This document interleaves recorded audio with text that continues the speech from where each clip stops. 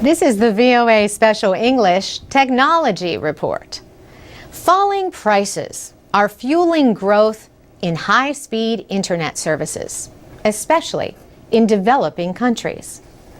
Recently, the International Telecommunication Union released its Measuring the Information Society 2011 report. The ITU, part of the United Nations, compared access, use, and skills in 152 countries. The report says South Korea has the world's most developed economy in information and communication technology, or ICT. Sweden, Iceland, Denmark, and Finland were also among the top 5 in the ICT Development Index. The index compares 2008 and 2010 scores. Saudi Arabia, Morocco, Vietnam, and Russia had some of the biggest improvements between those years. Susan Teltscher is head of the ICT Data and Statistics Division at the International Telecommunication Union in Switzerland. She says most of the growth has come from one source. Mobile broadband is now leading the growth race among the different ICT indicators, much higher than the other key indicators that we look at, like regular mobile phone subscriptions, fixed telephone, or fixed broadband.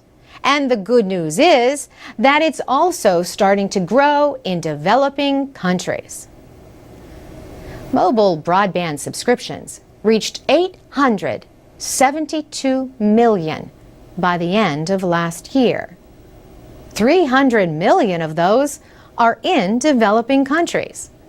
Ms. Teltscher says, if we can bring internet over the mobile phones, then we can really make a difference in terms of improving internet access also in developing countries.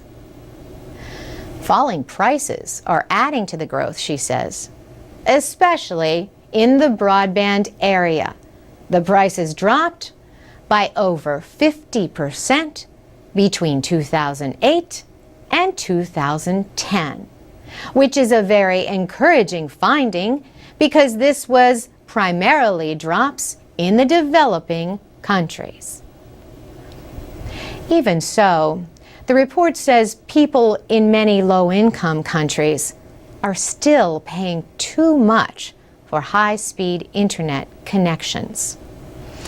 In Africa, broadband service for a home or office cost almost 3 times an average monthly income last year.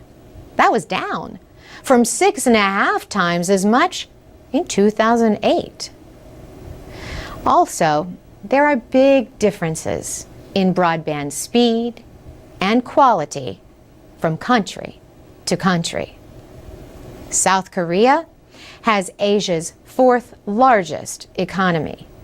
Susan Teltscher says, if you look at what they have been achieving in terms of ICT development, it's actually higher than what you would expect given their national income.